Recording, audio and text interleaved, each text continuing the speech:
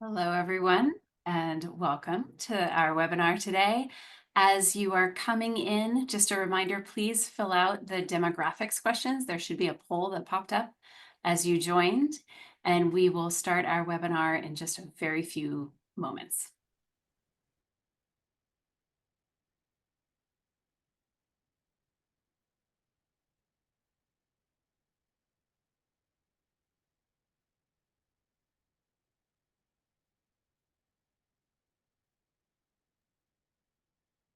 All right. It looks like we still have more people coming in, but I think in the interest of time, we'll go ahead and get started. Welcome everyone this afternoon or morning, depending on where you are, to Antiretroviral Management of HIV, new data from CROI 2025. My name is Barbara Taylor. I'll be the moderator today. Please take time to fill out the demographic questionnaire that should have popped up when you joined. And I'm excited to be here with Dr. Eric Daar, who's going to be our presenter today. So these are just the disclosures for the contents on the web board for your viewing pleasure. They are listed here. And these are disclosures for Dr. Daar, myself, and the planners and moderators of this webinar specifically. And this is the good news that you will be granted 1.25 CME credits for this webinar, and also 1.25 other types of credits. So whether or not ABIM or nursing contacts, pharmacotherapy, or pharmacy contact hours are relevant to you, they are all available. We're grateful for generous support for this activity contributed from the following contributors. And a separate window should pop up to show the poll questions. There will be polling questions during the webinar itself. The chat is open for general discussion amongst the attendees, so amongst you all, feel free to do that. But if you want to submit questions for Dr. Daar to answer, please use the Q&A button on the webinar chat for that. We apologize in advance, and I apologize specifically. We're not able to address all the questions in real time. We will do our best. And without further ado, I really want to welcome you all to this outstanding webinar. We have Dr. Eric Daar, who is the chief of the Division of HIV Medicine at Harvard UCLA Medical Center and a professor of medicine at the David Geffen School of Medicine at UCLA. He is an ID-trained clinician investigator with 30 years of experience providing HIV care and conducting clinical and translational research related to HIV. His research focus has been on the development and implementation of studies to address HIV pathogenesis and clinical questions related to the optimal management of HIV infection, as well as COVID-19. Dr. Daar, we're thrilled to have you here today, and you now have the floor. Great, Barbara. Thank you so much. Really appreciate the kind introduction and appreciate the invitation to present today from our colleagues at IAS-USA, as well as congratulate them for putting on yet again another really fantastic conference, CROI 2025. My goal today will be to provide these are the disclosures already stated, talk about some of the recent findings from what was presented at CROI, and particularly hopefully provide you a glimpse into both where we are now and where we may be in the future. There were about 1,000 presentations at CROI. I had to pick and choose the ones that I thought were particularly interesting. If for some reason I left out your favorite presentation, I will ask you for your forgiveness in advance. We're going to start with some pre- and post-test questions. Hold on a second. The first one is, and we'll be coming back to these at the end of the presentation, but we'll start with a person with HIV is newly diagnosed with a CD4 count of 20. He asks you whether it's better to start a protease inhibitor-based or integrase strand transfer inhibitor-based regimen. Which of the following would you tell him about the data from the laptop late presenter treatment optimization study on bictegravir TAF-FTC versus darunavir CoB TAF-FTC? A, there is no difference in the frequency of grade greater than or equal to 2 adverse events between options.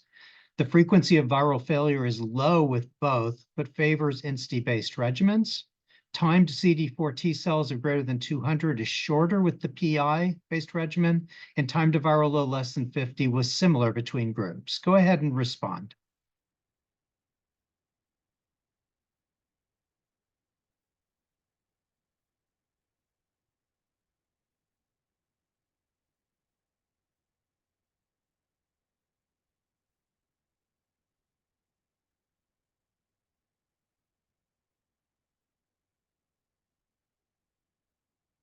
Okay, great. And the second question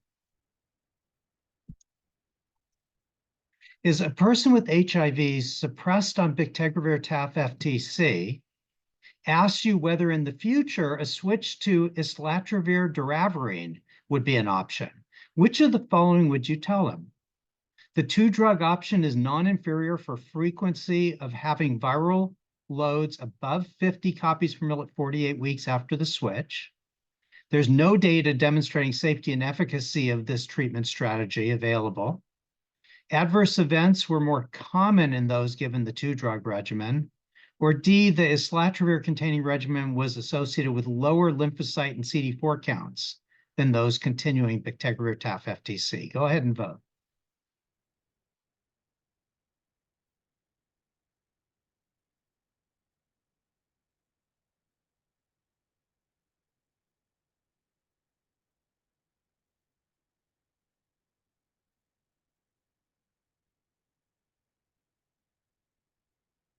Terrific.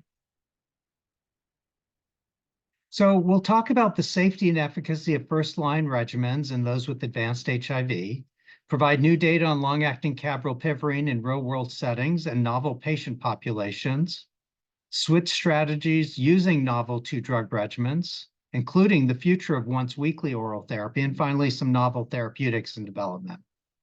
So let's start with the laptop studies. This was a really important study that was designed to address the optimal therapy for people with advanced disease, a phase 3 randomized non-inferiority study from 7 European countries.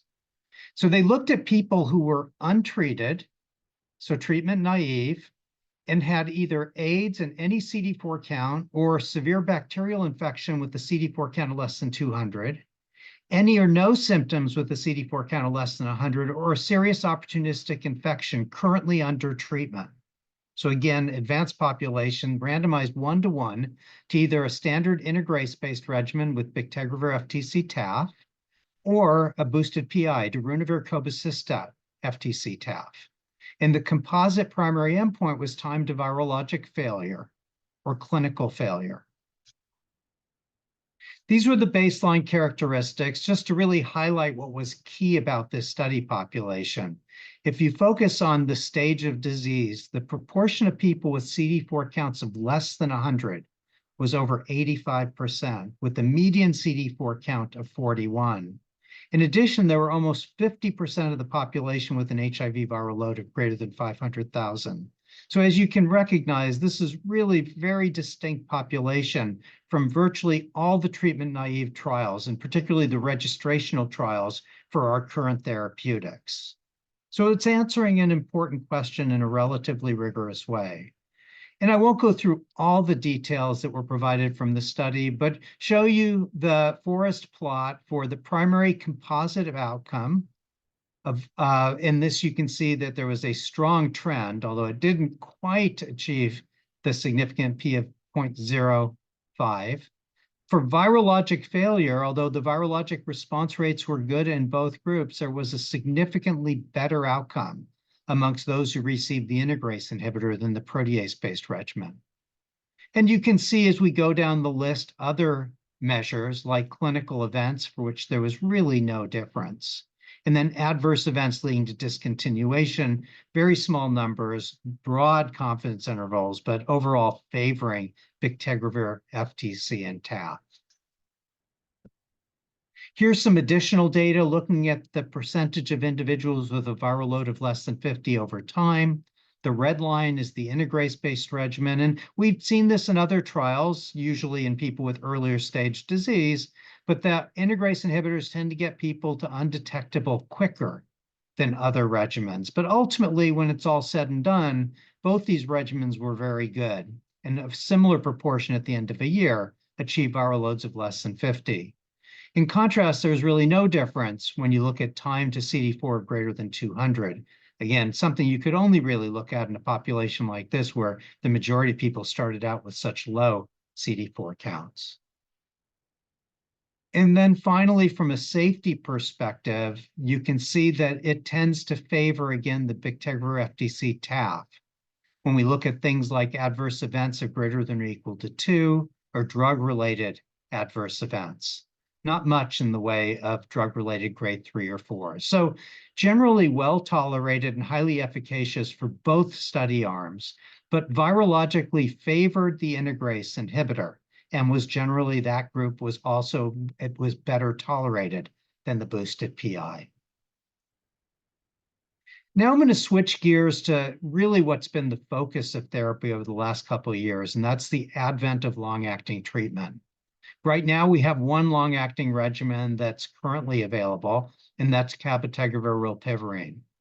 And I'll show you several data sets sort of exploring this combination in different populations, as well as looking at how it's working in the general population that we take care of in clinics.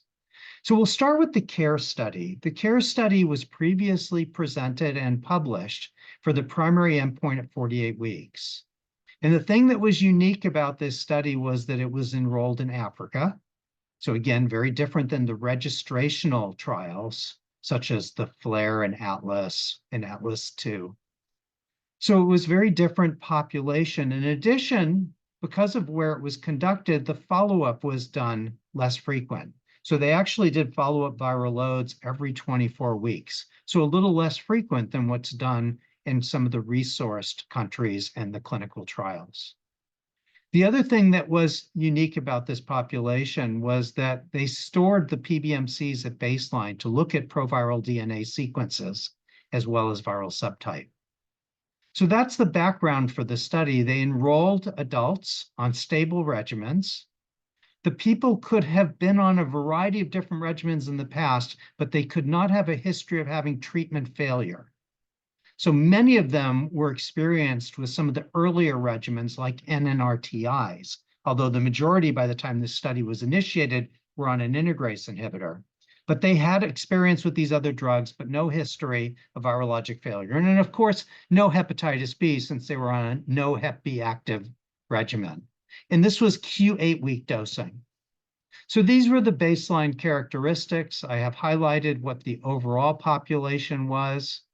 The main thing that I wanted to point out was that a BMI of over 30 was present in about 20%. And as you know, this is a group that some early studies suggested may be at higher risk for virologic failure. Most of these people were on integrase inhibitors at the time the study enrolled, but had been experienced with other drugs. The other thing was that more than half were subtype A1. And again, some of you may recall that in the early data and looking at predictors of virologic failure on this regimen, they described subtype A1/A6. Well, it turns out it really is A6, not A1, because as you'll see, this population did very well, even though more than half were subtype A1. And then when they did the sequencing on the archived virus, so this was the proviral DNA that was stored and looked at retrospectively, you can see the number or percentage of individuals that had evidence of any resistance, as well as intermediate to high level resistance based on the archived genotype. Now, when the 48-week primary data was first presented and published, the numbers were a little bit higher. And the reason for that was that they didn't exclude these ApoBec-related mutations. And what these are is these are mutations that are present in the proviral DNA that are usually defective virus. And some of them may have evidence of resistance, but that's not relevant if they're defective viruses, since they're not replication competent. So they're able to exclude the APOBEC-related mutations and end up with these numbers that are presumably a little bit more clinically relevant. And then I'll just note, if you look at the cabrylpivirine column, that if you look for any evidence of rilpivirine resistance of any type, it was about 17% for. In cab resistance, it was 8% or 8 had any resistance. So that means there were 22 people, a little bit less than 10% of the overall population that had some resistance, a smaller percentage that had intermediate to high level resistance. And this will be important to consider as we wade through the data. So first, let me show you the data on looking at the proportion of people with viral loads that were greater than 50 at 96 weeks now, not 48, but 96, a secondary endpoint. And there were very, very few, 4 people in the cabrylpivirine group who had viral loads of greater than 50. If you look at the proportion that remained less than 50, it's over 95% in both groups. And if you look at the forest plots to the right, and you look, you can clearly see non-inferiority for both the proportion with viral loads of greater than 50 as well as the proportion less than 50. So now out to 96 weeks, we see maintenance of high-level suppression in an African population with infrequent monitoring every 24 weeks. What happened with regards to virologic failure? Well, they used a very traditional definition, an RNA, consecutive RNAs of greater than 200. And they found 4 in the cabrylpivirine group, 1.6%, very similar to what was seen in the registrational trials with more careful or closer follow-up. So a very low rate of virologic failure within the cabrylpivirine group. 2 at week 48 previously reported and 2 at week 72. And there were 0 in the standard of care arm. When they looked at the genotype at baseline, or they were able to do it in 3 of the 4, and 3 of those 4 had resistance to rilpivirine or cabotegravir. 1 in 3, baseline low-level resistance to rilpivirine. 1 of 3, baseline low-level resistance to cabotegravir. So 2 of the 4 that they were obviously able to look at, only 3 of, had some evidence of resistance. So some people might look at this and their first reaction is perhaps the archived assay is the right thing to do because it might have identified people who were at higher risk for failure. But remember the number, it was 22 people. That means that 20-ish of the people that enrolled in the study might have been dissuaded from taking advantage of the opportunity of using a long-acting regimen based on the data that emerged from the archived resistance testing. So I think one needs to interpret this cautiously as to whether this really is the right strategy, or does it exclude too many people? And that has to also be put in the context of what happened to these people who failed. Well, all 4 ultimately resuppressed with the standard second-generation integrase dual nuke-based regimen, TDF3TC dolutegravir. So little harm long-term was done amongst the small number of people who experienced failure. Now let's talk about what's going on in the community. Now that these drugs have been studied carefully and are approved in many places around the globe, what is the experience in the clinic? So there were a couple of studies of interest. The first one I have here is the Trio Health US cohort. So this were participants within this cohort who were HIV suppressed when starting cabrylpivirine between February 2021 and March 2024. So this is observational data from a clinic population or a cohort. They assessed suppression at 6, 12, and 24 months. They called discontinuation if you missed 2 consecutive doses, viral failure if you had an RNA of greater than 200 twice, and delayed injections if you were outside that 7-day window, whether you were on it once a month or every other month. And the analysis ultimately included almost 1,200 suppressed people with a median of 12 months of follow-up. At the end of follow-up, almost 80% were still on cabrylpivirine. Again, this is within a cohort population.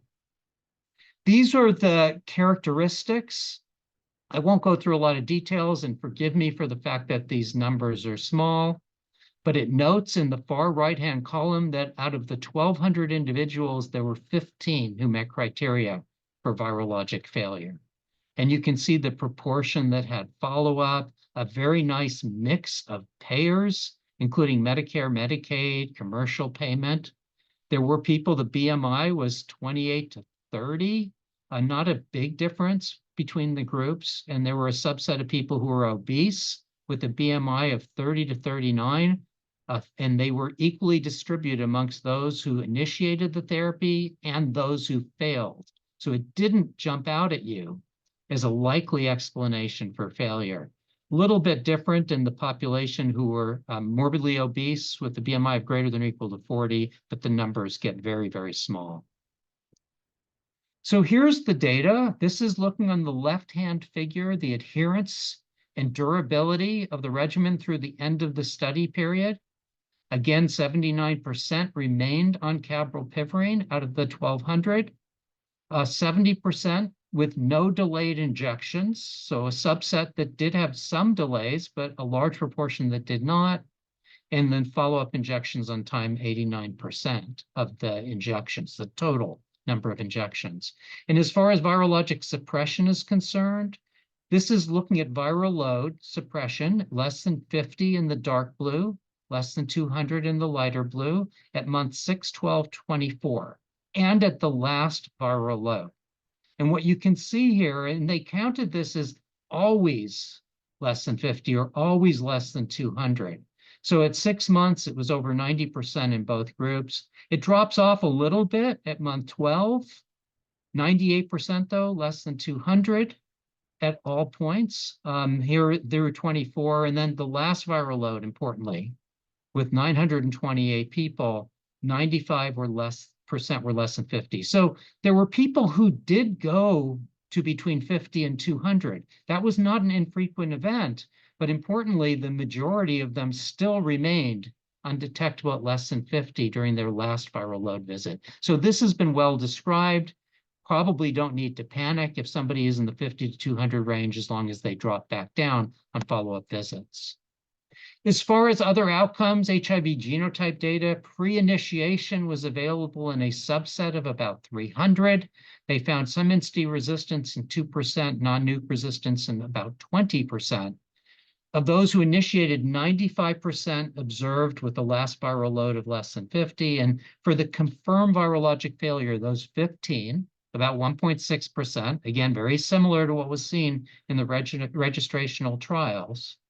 With the median follow-up of 7 months. And injection delays were present in 4 of them who experienced failure, compared to 31% of the population, so not dramatically different. So difficult to blame this on injection delays, but the numbers get very, very small. And then resistance data was only available on 5 of the 15, and some of them indeed had some non-nuke and integrase-based resistance. Another cohort that I wanted to share was the OPERA cohort. So this is routine clinic data from an electronic health record in 101 clinics. It represents almost 15% of the people in care in the United States. Again, people suppressed who received at least 1 cabrolpivirine injection between January 21 and December 23. They censored for discontinuation of the regimen death 12 months after last clinical contact or end of analysis period. And the outcome of an RNA of less than 50 with viral failure equal to the usual consecutive viral loads of greater than or equal to 200. And they stratified it by BMI. Here are the baseline characteristics. I, again, won't spend a lot of time on this very busy table, other than to mention that it was a very diverse group with a variety of different payer mixes, including a third Ryan White or ADAP. Most of them were quite a ways out from their diagnosis with extensive treatment histories. So here's the persistence and adherence among the complete initiators, which included over 2,500 people. You can see the median follow-up was about 11 months. And here's the virologic suppression data, and it's broken down overall in blue for the BMI of less than 30, 1,600 individuals in green, and the BMI of greater than or equal to 30 in purple, 743. And you can see, looking at viral loads of less than 50 at last viral load, 95% or so across all the groups, regardless of BMI, and confirmed virologic failure was extremely rare across the population. So their conclusion, and I think this is true from both of the cohort studies I've shared with you, is that in clinical practice, most people who wanted to be on cabrolpivirine remained on it and were relatively well adherent to the schedule. Most maintained suppression, regardless of BMI, with 95% suppressed at the last visit. And really both of these cohort studies, and confirmed virologic failure was rare. Here was another really interesting poster looking at cabrolpivirine in pregnancy. So this was data looking at people, just observational data of patients who chose to either remain on or start cabrolpivirine, either prior to becoming pregnant or after becoming pregnant. Small numbers, this is not randomized, this is purely observational, so we need to consider this with caution. But it is data, and there's 23 overall individuals. You can see 78% were Black African American. Gestational age at the first prenatal visit was about 9 weeks. And then you can see a variety of comorbidities. These are the characteristics of those who started prior to pregnancy. So 17 of the 23 basically were already on it when they found out that they were pregnant. About 2/3 were taking it every 8 weeks, and 1/3 once a month. And they switched, a small group, 5 or so of the 17, chose to switch off cabrolpivirine, which is generally the recommendations in the guidelines for now based on limited data. So 5 did indeed switch, but others remained on therapy. As far as dose changes, there were a couple of people who switched from every 8 weeks to every 4 weeks. And here's the small group of individuals who started during pregnancy. There were 6 of the 23. And you could see that most of them, all of them, took it monthly, which I think is reasonable in light of the lack of data for this regimen in this situation. And then gestational age at the time they switched was 22 weeks. And again, we don't know anything about the circumstances surrounding this, but one might guess that these people who were already on it and wanted to stay on it, and those who started it, maybe they had a very good reason to do so, perhaps for improved adherence purposes. So what happened to them? The plasma RNA data, if you focus your attention on the proportion of people of these 23 that remained less than 200, it was 18 of the 23. This is at the, I should say, at the initial visit, 18 of the 23, when they first were sort of looked at as part of this analysis. There were 4 that have viral loads of over 1,000 at that point. And then you had HIV viral load at delivery. This is the important metric. How many of them remained suppressed? And you can see 20 of them were suppressed to less than 200, 17 less than 20. There was 1 with the viral load of over 1,000. Here are the delivery and neonatal outcomes. Again, not dramatically different than what might expect in any other cohort with regards to birth outcomes, gestational age, birth weight, and neonatal HIV status. What about long-acting cabrolpivirine in other unique populations? Well, I think everybody on this webinar is probably familiar with the emerging data of using this regimen in people who have difficulties with adherence. Now, the studies, the registrational trials, all were limited to those people who were consistently suppressed on therapy. Generally, it was enriched for people who were very engaged and wanted to be long-acting therapy. Then a few groups, led really by the Ward 86 group at San Francisco General, started to identify individuals that were just struggling with taking oral therapy consistently, and therefore were unable to become suppressed. And they started reporting on this data initially at meetings and now some publications. Again, it's all observational data. And we've seen this kind of data now come out of many different groups. And this is some follow-up data from Ward 86, where they did a retrospective study of 370 people who had high rates of housing instability, substance use, low CD4 cells. And 129 of them were actually viremic at the time they decided to start long-acting cabrolpivirine. So they looked at data between January 21 and 2024, and they looked at virologic suppression as less than 200 at week 48. So they had two groups of people. They had the 241 people who came into the observational part of this study suppressed, and 99% of them were suppressed. 99% suppressed at baseline remained suppressed.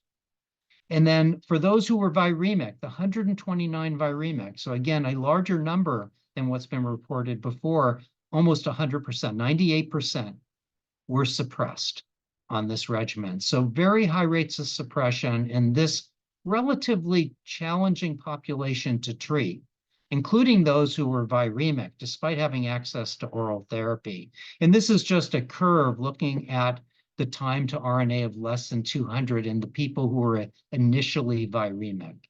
So again, a strategy for which there's increasing data and increasing traction for the select group of people at particularly high risk.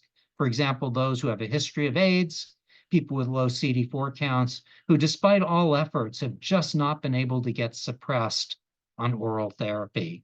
And this is now, based on this kind of data, this has now been introduced in both the IAS-USA and the HHS treatment guidelines as an option, again, for that select population of patients, and recognizing that it requires often additional work to engage these people, make sure that they stay on therapy, make sure they're coming back or getting their injections in one way or another. So this is not a walk in the park, but it could be life-saving for those people who can't get suppressed on oral therapy. This was another small study, but I thought it was intriguing and perhaps where we're going to be going as we further think about using long-acting therapies that require complex injections, right? People have to come back every 4 weeks or every 8 weeks to a clinical setting usually to get an injection. And this isn't always easy for the high-risk people that we're talking about who may need it because they can't adhere with oral therapy. So this was a novel approach to achieve viral suppression in those who are poorly adherent.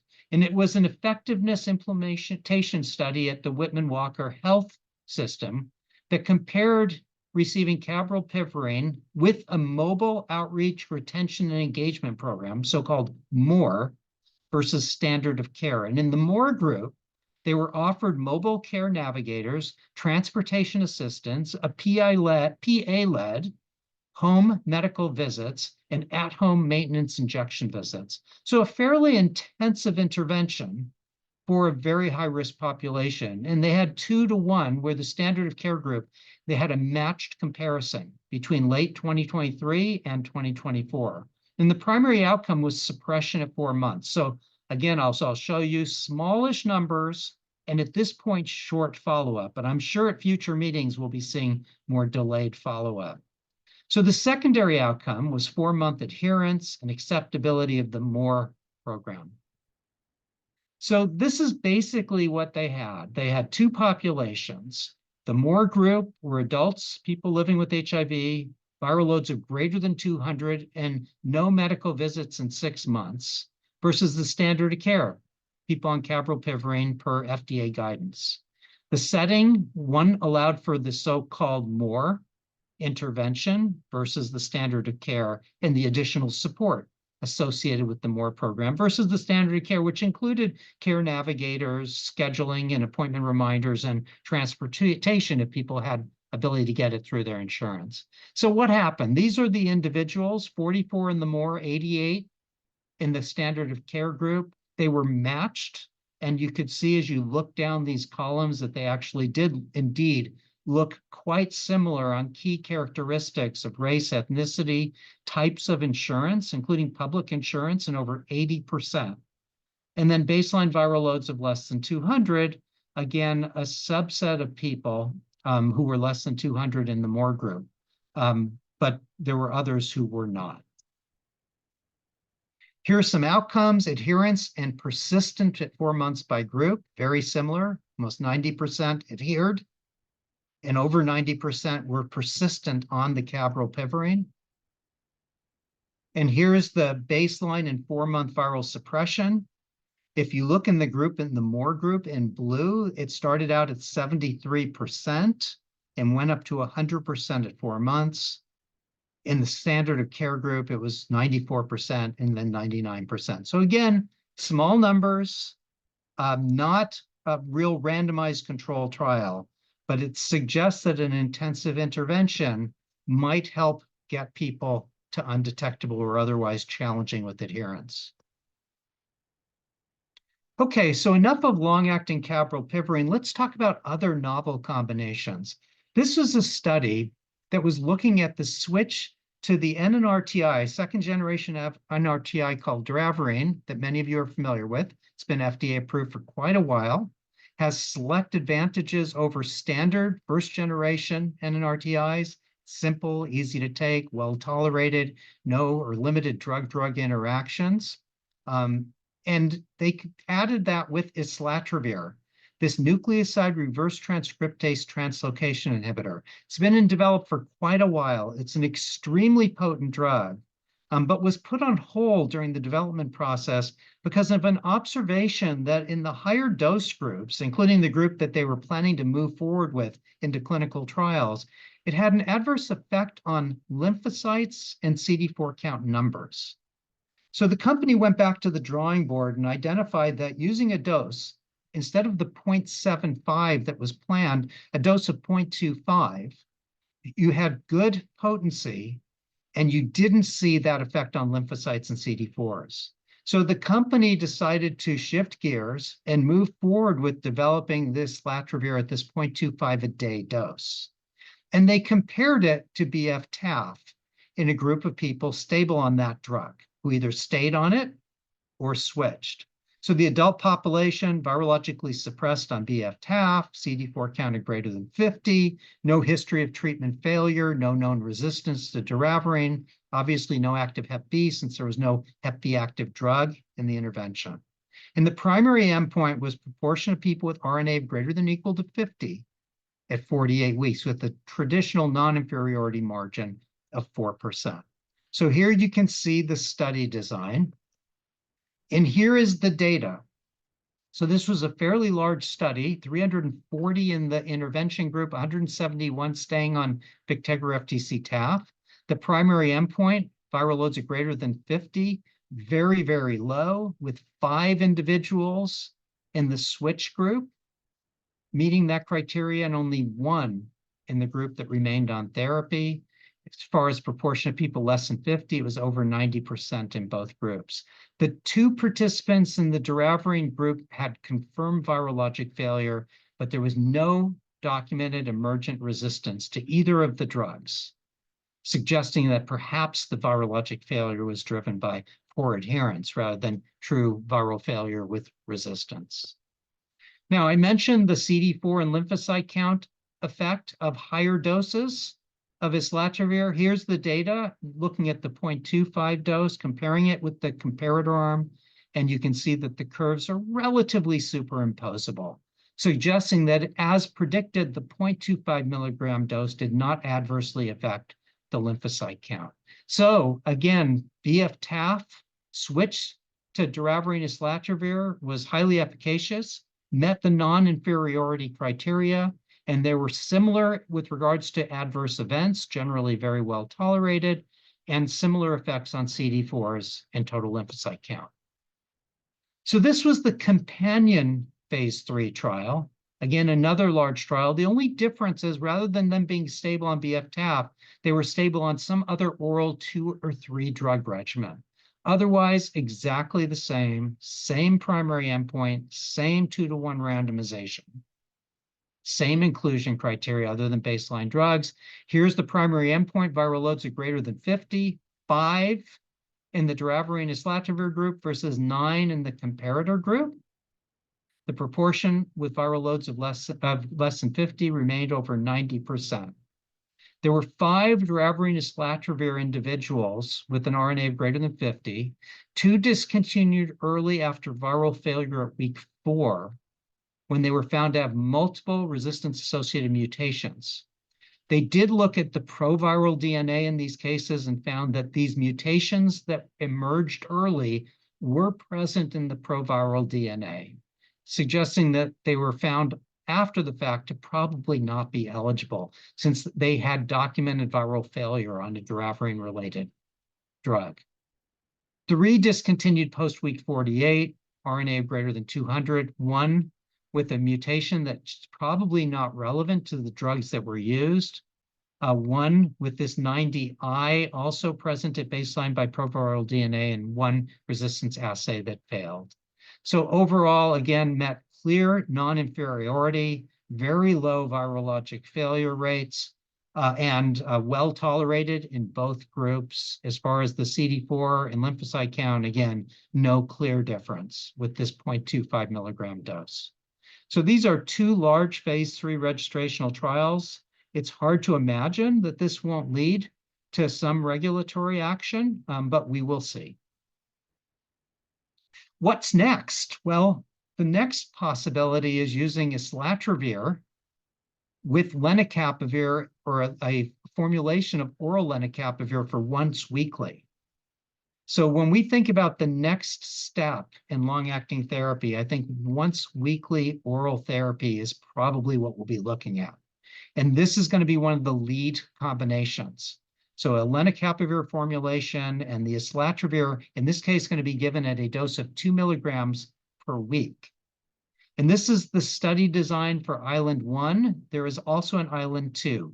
Again, very similar. One study will enroll people with BF-TAF, the other on other standard regimens without a history of virologic failure, looking at 1-week therapy with the primary endpoint at 48 weeks. We don't have this data yet, but we will be seeing it soon.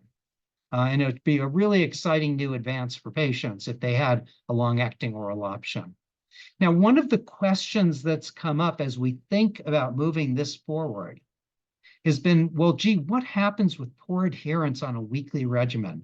We know that BF-TAF and dolutegravir nuke-based regimens are extremely forgiving of poor adherence. In fact, we don't talk about it, but we all have patients who are taking their integrase-based regimens 3 or 4 days a week and often maintain virologic suppression. We don't encourage it. They're taking a chance, but it's the reality. A weekly regimen, if you miss a dose, in theory, you could be missing another week before you take the next dose. Is this going to be less forgiving because of the pharmacokinetics of only weekly therapy? Well, what was presented at this meeting was some PK modeling of what will happen with missed doses of islatravir and lenacapavir. So they did simulations using existing POP-PK models for oral islatravir, and similarly for IV, oral, and sub-Q lenacapavir. And what they demonstrate is in scenario 1, this is the data for islatravir triphosphate, you can see the levels maintain way above what's needed to inhibit wild-type virus and even virus with the 184V mutation. And then they looked at scenarios 2A, B, 3, and so on. And basically, this is what happens if you don't take it at day 7, but at day 10, day 13, or scenario 3, day 14. So that means you just totally missed a dose, and you went 2 weeks between doses. And you can see that while the levels will indeed get close to the cutoff for 184V virus, it's nowhere close for wild-type virus. And even for the 184V, it seems to be above the inhibitory concentration, suggesting that there will be some forgiveness, even with weekly therapy. And here's the data for lenacapavir. Again, very similar. Reassuring, but it's modeled data, and obviously the answer will come out of the clinical trials and clinical experience with time, assuming this regimen proves to be safe and effective. Lenacapavir IM once yearly was looked at and presented at this meeting and has just published at the time of the meeting. I think most of the excitement for the possibility of IM lenacapavir once a year is in the context of prevention, but this drug is approved for treatment every 6 months, so it may have some advantages for therapy, which is the focus of the discussion today. And basically, this was open label in HIV uninfected individuals, looking at the PK and safety. Lots of injection site reactions. This was given as 2 intramuscular injections, a total dose of 5,000 milligrams. This was 5 mil injections twice into the ventrogluteal space. So pretty large volume. Injection site pain happened, but generally mild. And here's the data. They had 2 different formulations. What I show you in the red line in these 2 curves is the data from other studies looking at every 6-month lenacapavir relative to the dotted horizontal line, which is the inhibitory protein-adjusted inhibitory concentration. And then in green above is formulation 1, and in blue below is formulation 2 of what happens to the PK if you give it every 12 months. And you can see the levels are maintained throughout the 48-week period of time or 52-week period of time, above that seen with every 6-month dosing and way above what's needed for the protein-adjusted EC50. I think one of the things that came out of the discussion at the meeting was that this looks like it's more than you need. In considering the fact that it's 5 mLs in 2 different injections, the possibility of using a lower dose, I think, remains. And I think this will probably be looked at before it moves forward into clinical practice or clinical trials. Well, the other thing about lenacapavir, even now in its approved form as a therapeutic subcutaneously, is that it's every 6 months, which is great news. The problem is, in order to think about a regimen that goes beyond the every 2 months we have with rilpivirine and cabotegravir, we need a partner, and we don't have one yet. There are some in development, but right now we don't. What we do have are some broadly neutralizing antibodies that have been modified to have a prolonged half-life that would justify every 6-month dosing. We'd seen some of the data early from this study, looking at lenacapavir subQ with 2 bNAbs given intravenously. This is so-called TAB and ZAB. And they took people who were stably suppressed on therapy, HBV negative, of course, since there's no Hep B active drug here. And they had to have viruses that were susceptible to both. And the cutoff they used for susceptibility in an investigational assay was inhibitory concentration, 90%, of less than or equal to 2 micrograms per mil. And they did 2-to-1 randomization with TAB and ZAB, with Len, versus continuing the oral regimen. They screened over 240 individuals. They got results from susceptibility from a subset. They were able to get results in 200, and of those, only about 100 were susceptible to both. So again, this is an issue. This is more of a proof of principle that if you can combine multiple 6-month drugs, it can work. But in using neutralizing antibodies, and if your target is 2 that are susceptible, you really lose a large number of people based on that criteria. So ultimately, they randomized 2-to-1, the Len-Tab-Zab versus oral baseline regimen, and they followed these people over time. The figure on your right represents the population of individuals that were enrolled versus screened. They looked to enroll the people that were in that lower left corner quadrant that were susceptible to both. You can see some were susceptible to 1, or the other, or neither. But the subset susceptible both are the people they enrolled.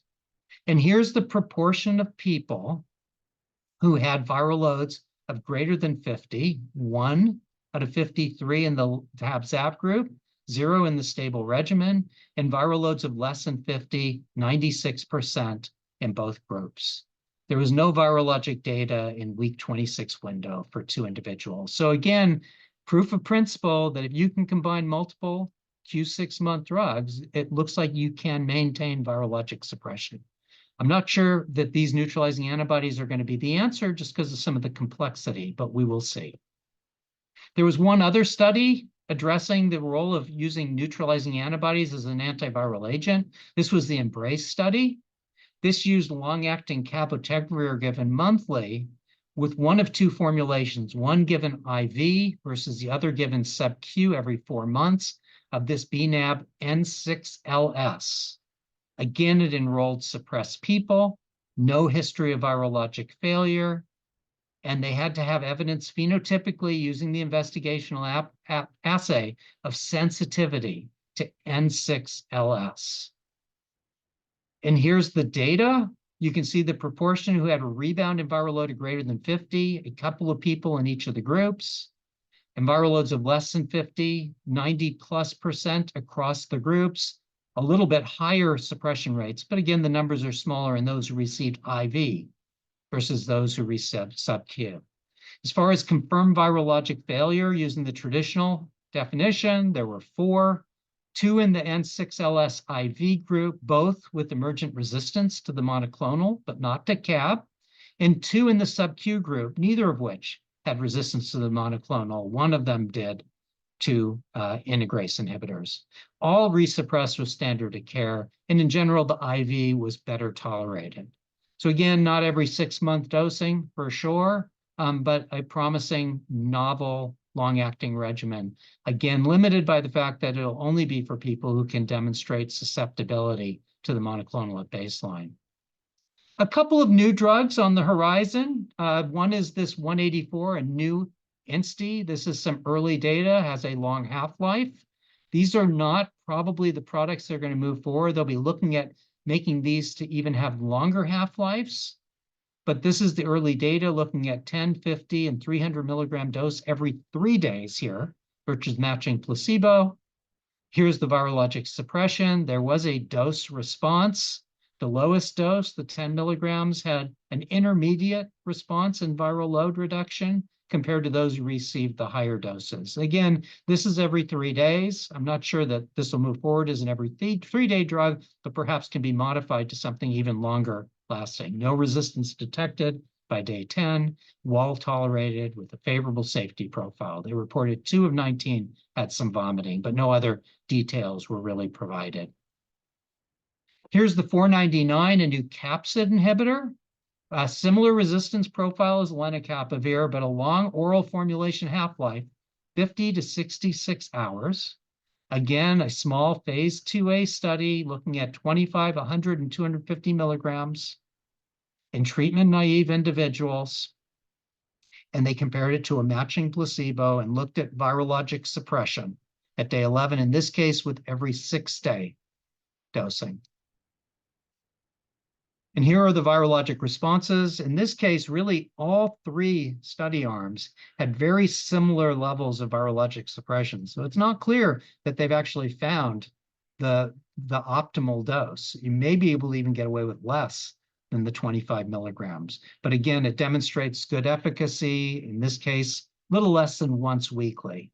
There was one individual who did receive the lowest dose, who had the emergence of capsid inhibitor resistance mutations with a 4-fold loss of susceptibility. Otherwise described as being well tolerated, favorable safety profile. But again, small numbers and looking towards the future with these long-acting, in this case, oral agents.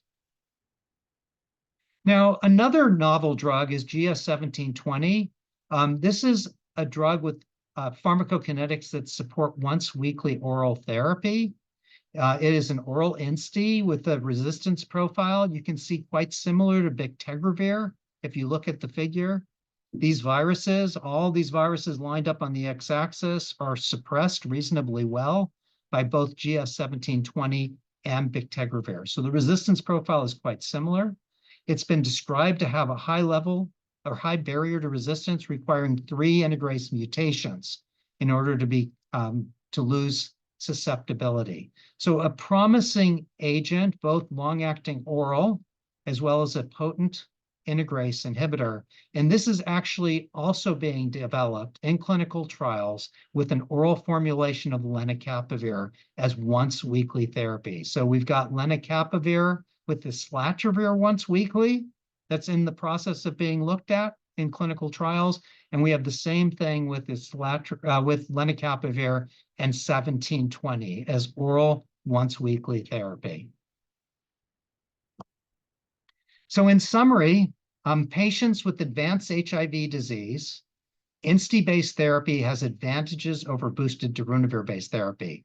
Both groups were virologically efficacious, but it favored the INSTI inhibitor. In addition, the INSTI-based therapy had a better safety profile. Long-acting cabrolpivirine is effective in resource-limited settings, in real-world cohorts, and some early observational data even in pregnancy, although we certainly need more data before we can feel confident using it in this setting. Long-acting cabrolpivirine continues to show promise in those with poor adherence, including in select individuals with viremia. Seems like every meeting we hear more and more data about how, if used correctly, this can be very effective. And virologically suppressed individuals can maintain viral control when switched to this novel combination of once-daily doravirine and islatravir. In addition, you think about this, it's a potential option that would spare tenofovir, abacavir, integrase inhibitors, and boosted PIs. And we have other regimens similarly being looked at. But for the doravirine islatravir daily option, it clearly demonstrated that this versus staying on their stable regimen is non-inferior. And then finally, novel agents are in development for future long-acting parenteral and enteral regimens. And I'm sure this will be the highlight of future meetings over the course of the next year or two. And with that, we have to come back to our post questions. So this is your patient, newly diagnosed with the CD4 count of 20, who asks whether it's better to start a protease inhibitor-based or integrase inhibitor-based regimen. Which of the following would you tell him about the data from the laptop study on bictegravir TAF-FTC versus darunavir-CoB TAF-FTC? Would you say there is no difference in the frequency of grade greater than or equal to 2 adverse events? The frequency of viral failure is low with both, but favors the integrase-based regimen. The time to CD4 to greater than 200 is shorter with the PI-based regimen, and the time to viral load less than 50 was similar between groups. Go ahead and vote.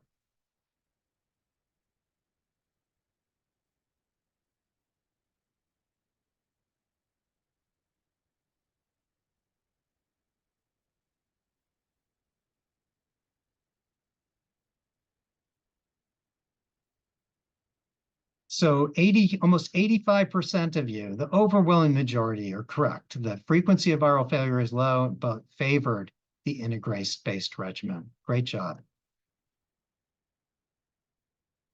So in laptop, viral failure was uncommon, but overall less common in those on the INSTI. Those receiving the INSTI also had a shorter time to viral load suppression, and the frequency of grade 2 or higher adverse events was higher in the PI group.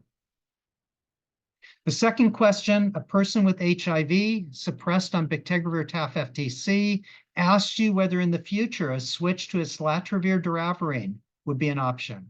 Which of the following would you tell him? The 2-drug option is non-inferior for frequency of having viral load above 50 at 48 weeks. No data is available demonstrating safety and efficacy of this strategy.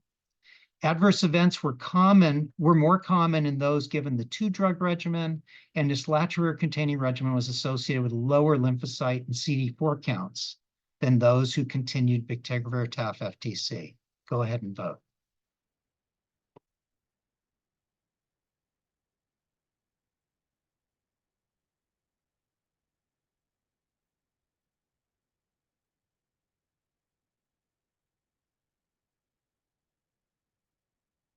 %87 said A, and that is correct. The 2-drug option was clearly non-inferior for viral rebound to greater than 50 after the switch. The option's been studied carefully in 2 large registrational trials and shown to be non-inferior for the primary endpoint. The frequency of adverse events, changes in lymphocytes and CD4 counts were very similar between the 2 study groups. So excellent. With that, I will stop thank you all so much for your attention, and we'll open it up to questions and answers.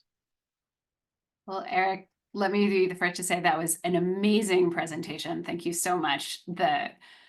You covered an amazing amount of data, but also gave a lot of context, which I think is really relevant for clinical care and how to contextualize these studies as they're newly coming out. There are some great questions in the chat already. So thank you all for participating in real time and adding questions. So I'm gonna highlight some of those. And actually the first one that I think we're gonna talk about, the first two questions that came in had to do with proviral DNA. So, which is probably not a surprise because the second study you talked about was the CARES study. And as just to remind people, since that was before a ton more data that you presented, in that study, the folks who failed cabrolpivirine did have, some of them had pre-existing archive resistance to cabotegravir rilpivirine. But when you looked back, many people who did not fail also had pre-existing resistance. So the question is actually, can we now definitively say that proviral DNA genotypes have no utility in screening people prior to switching to cabrolpivirine? And so I think that's a slightly provocative question, but everybody's interested in what clinical scenario do you think this has utility in? A great question, and a question that I ask myself constantly, and especially because I know that there are a lot of clinics that are doing this as a matter of routine, especially in people who are suppressed and they are thinking about a switch and they're worried about underlying resistance. And I think we need to balance what we gain out of it with the alternative, which is what we usually do, and that's assess whether people have a history of virologic failure or not.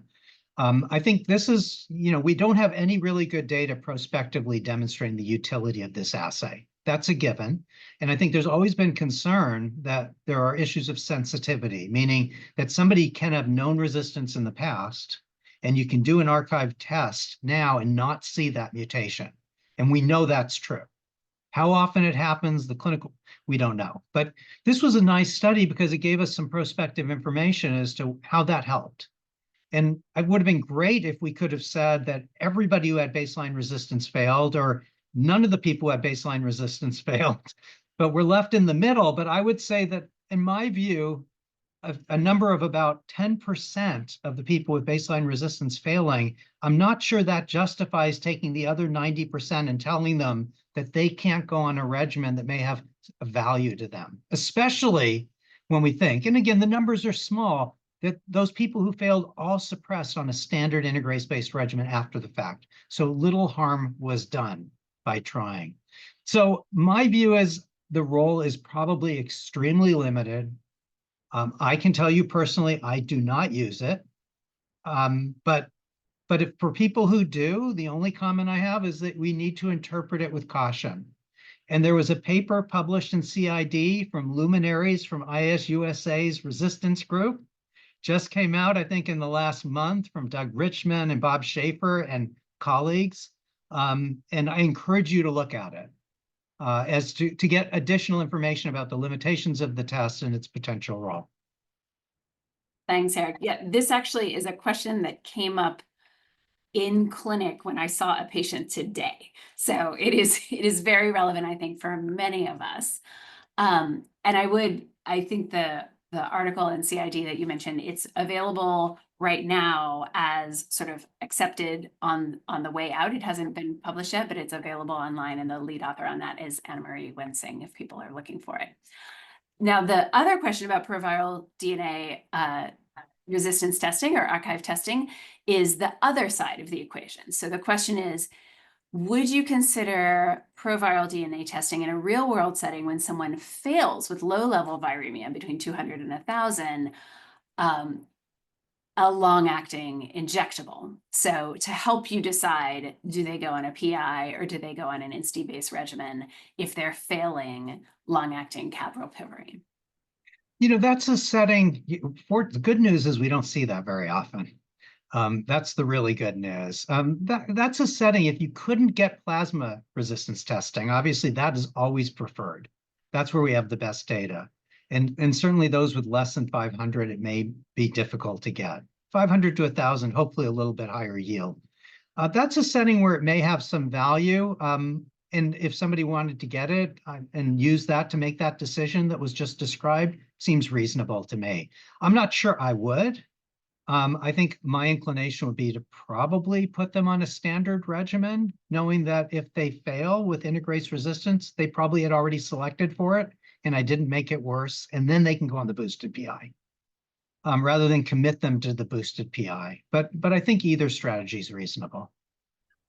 I don't know, Barbara, you're part of this now. I'd love to hear your thoughts as well. I mean, I do struggle with this. I will be honest, I have not had a lot of luck with getting good data out of archive testing in this context. A lot of times it doesn't show me anything, or it will show me, you know, an M184V, which didn't really help me to begin with. So I tend to not see it, but I haven't actually, to your point, I haven't seen this scenario where someone is failing cabrolpivirine with low level viremia, and then I'm having to choose a regimen. Yet that hasn't come up in my practice. So. Yeah, most of the people we stress about are the 50 to 200 group. And I Yes. think that a lot of the observational data suggests that a large proportion of those people, and this is consistent, I think, with clinical practice, end up less than 50 again. And then we probably don't need to panic. Yeah, if you stick it out, a lot of times they wind up resuppressed. Although I did just switch someone from an integrase inhibitor to a protease inhibitor because she was just not suppressing after multiple attempts. So, and she's actually tolerating the protease inhibitor, which I'm happy about. All right, next question. Thank you for your presentation. Western and Central Africa that have CRFs of HIV-1. This is a question of, do you have a study with cabrolpivirine in that context? And is it worth a study in that setting where HIV-1 may be slightly different and there might be concerns? Yeah, I don't know. I mean, the only study that I'm aware of, certainly the only large study, is the CARE study. And again, that was in Africa with a large proportion of A1s. But I don't remember if they presented. They probably did the other subtypes, but that's probably the largest data set. And again, the primary 48-week data has been published. So I encourage people who are interested to go to that paper as well, and learn more about the details. And I suspect all the subtype data is in there. Great, thank you. Next question is, I feel like I asked this question of several people during CROI. Do we have any more data on the use of cabotegravir and lenacapavir in people? Well, I asked the question in people in general, but also in people resistant to rilpivirine. So is there an injectable alternative regimen? And I know there are several case series that have been published, but are there any other data out there? Yeah, I don't remember, and maybe Barbara, correct me if I'm wrong, I don't remember seeing any new data at CROI. There was the data that was previously presented. I don't know if it was at the summer meeting or last CROI that's now been published. I think Monica Gandhi was the lead author, from multiple different centers, and a reasonable number of individuals, but their conclusion, I think it was even in the title of the paper, was call for a study.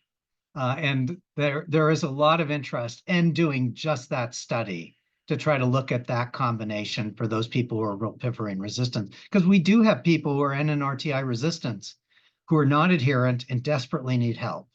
And that's what that case series looked at. And hopefully a future study will provide more information. Yes, that for people who are looking for it, that is in Open Forum Infectious Diseases in April of 2024. And it is indeed called Case Series of People with HIV on Long-Acting Combination of Lenacapavir and Cabotegravir, Call for a Trial. There is also, I think it's associated, but there's an abstract that came out, looks like it's from ID Week in the Open Forum and Infectious Diseases supplement from February 2025, which does have a little more information about resistance mutations in there. So that might be helpful as well. But maybe somebody who's on this call will know, but I don't recall seeing additional information about a len-cab combo, but I think we would all be interested in seeing it. All right, moving on to the data that you presented on CAV and rilpivirine in pregnant women, which I think we're all watching with interest, acknowledging that this was a very small 23-person study. The question is, are there data stratified on the regimen 4 weeks versus 8 weeks CAB rilpivirine against the outcomes? Because it is interesting to see people making that choice sort of empirically to switch from 8 weeks to 4 weeks in pregnant women. Yeah, so again, I can't emphasize enough, and Barbara, thanks for reiterating it. A little reluctant to show that kind of data, just because this is not going to change the guidelines. Not that I have anything to do with those guidelines, but I can't imagine. This is just a small observational data set in sort of random individuals who either chose to stay on it or chose to start it. I don't think we can interpret it any more than that. I don't think we can slice and dice it.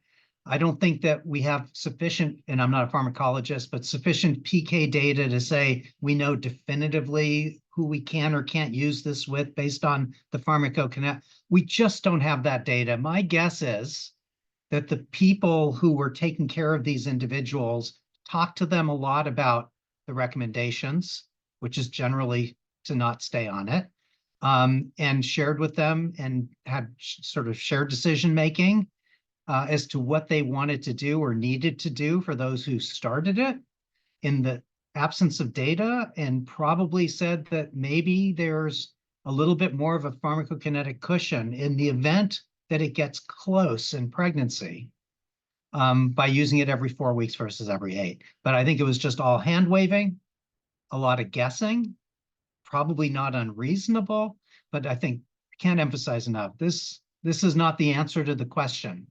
But I do find this kind of information helpful when you get backed into a corner, because obviously this is a very important population that we need to suppress.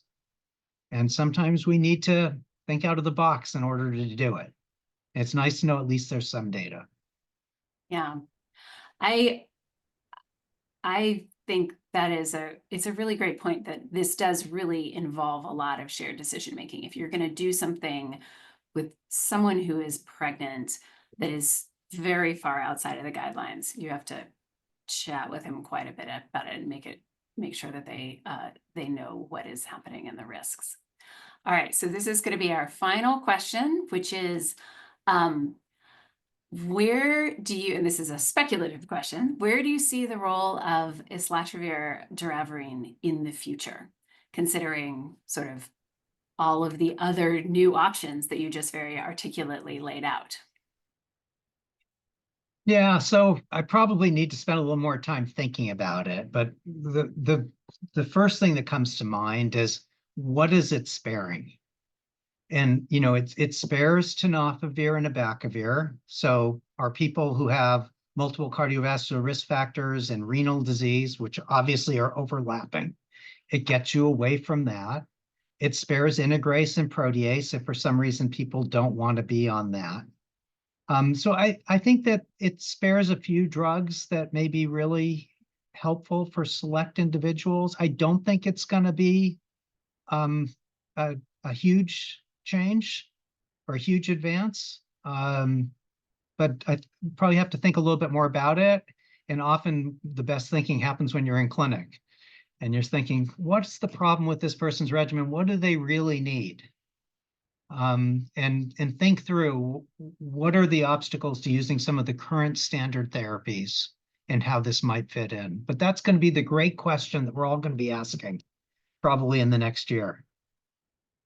I think the most exciting thing is really how many options we're going to have for people. Options. It's really, really exciting to see all these new drugs coming down the pipe. So, Eric, thank you so much for a really great presentation. I apologize for the folks who we didn't have time to get to your questions. They were all outstanding. Thanks to everybody for your attention. And we just have a few wrap-up slides.